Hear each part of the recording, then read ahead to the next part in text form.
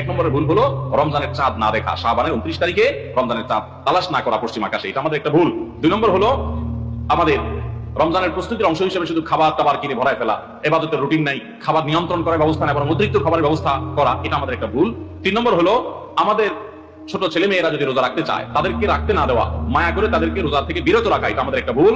4 নম্বর হলো মুখে নাওয়াইতা নাসুমা গাদান এই জাতীয় দোয়া করাটাকে জরুরি মনে করা, এটা একটা ভুল। 5 নম্বর আমাদের ভুল হলো রমজানের যে আমাদের অনেকে পেটে রোজা রাখি, চোখে মুখে কানে অন্য অঙ্গ প্রত্যঙ্গ দিয়ে নানা গুনাহ করি ফেসবুক ইত্যাদিতে, এর মাধ্যমে আমাদের রোজা অর্থবহ হয় না, এটা আরেকটা ভুল। 6 নম্বর হলো আমরা অনেকে মেসওয়াক করাটাকে দোষণীয় মনে করি, অথচ রোজা রেখে মেসওয়াক করা যায়।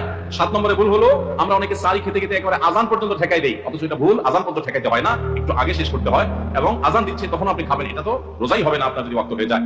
আর 8 নম্বরে ভুল হলো আমরা অনেকে গোসল ফরজ হলে মনে করি সাহারি খাওয়া যায় না, অথচ গোসল ফরজ অবস্থায় সাহারি খাওয়া যায়।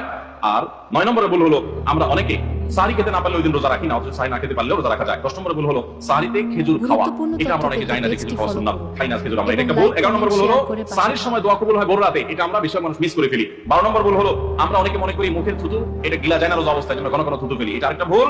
13 নম্বর ভুল হলো যে আমরা অনেকে ফজর নামাজের পরপরই রমজান মাসে শুয়ে পড়ি, একটু কমপক্ষে এশা পর্যন্ত জেগে ইবাদত বন্দেগী করে তারপর ঘুমানো উচিত।